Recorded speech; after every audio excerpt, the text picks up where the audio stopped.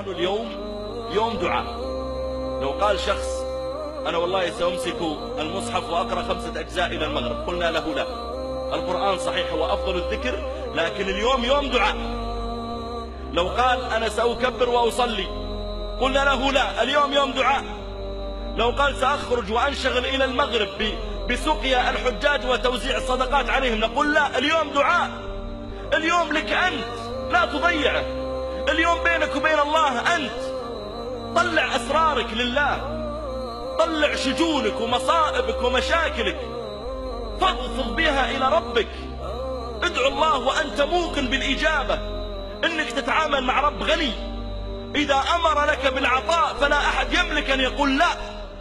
إذا أمر لك بالمغفرة ما أحد يستطيع أن يرد مغفرته. إذا أمر لك بالإحسان إليك والشفاء والرحمة فوالله لا قابض لما أعطى ولا معطي لما منع. نحن نتعامل مع رب عظيم، عز فارتفع وذل كل شيء له وخضع.